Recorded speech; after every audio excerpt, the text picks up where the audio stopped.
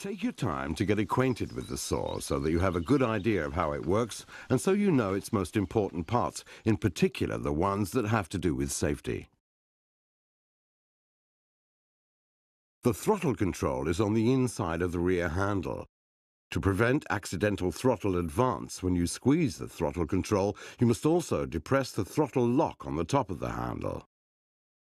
On the bottom of the saw is the chain catcher, which catches the chain if it breaks or derails. If such an accident with the chain were to occur, your right hand would be protected by the right hand guard on the bottom of the handle. With the easy access stop control, you can stop the engine quickly. The chain brake stops the chain in the event of a kickback. It can be triggered in two ways. One, by the user's hand pushing the kickback protection forward, and two, by the inertial forces that arise during a kickback.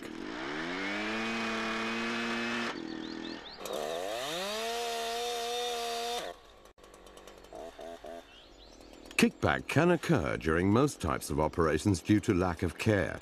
It's when the force of the rotating chain throws the saw in line with the bar, usually upwards and backwards. Kickback is caused by the saw contacting something with the upper part of the bar nose. Never make the saw kick back intentionally.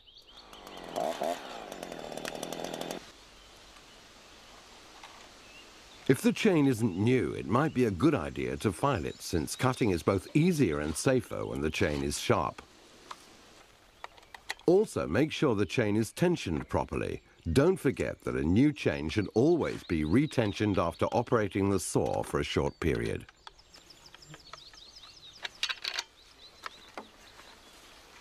When filling the saw with fuel and chain oil, place the saw on a stable surface. To reduce dangerous emissions, choose environmental petrol and vegetable-based chain oil.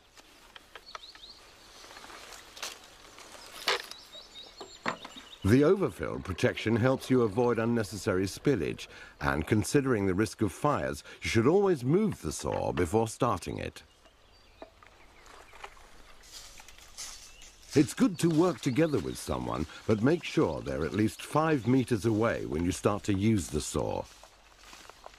When felling trees, this distance should be far greater. When you're ready to start, place the saw flat on the ground and clear the area around the bar. Activate the chain brake by pushing the kickback protection forward, as otherwise the chain will start to rotate when the saw starts. Depress the Smart Start decompression control if the saw has this feature. If the engine is cold, pull the choke all the way out. Put your right foot part way through the rear handle and hold the front handle firmly with your left hand. Pull the starter handle with your right hand until the engine starts. Now push the choke in again with the throttle on halfway. Continue to pull the starter handle until the saw starts. Hit the throttle once so that the engine speed drops to idle.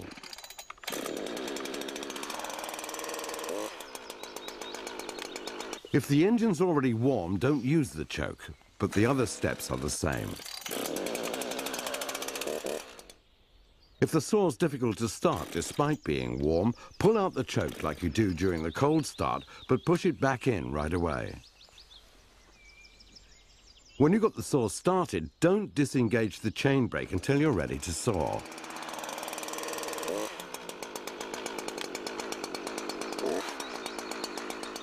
Now check that the chain brake works. Place the saw on a stable surface and squeeze the throttle. Activate the chain brake by pushing your left wrist against the kickback protection without releasing the handle. The chain should stop straight away. Also check the chain lubrication. Hold the saw against something light in color, such as a stump, and hit the throttle. A line of oil should then be visible on the surface.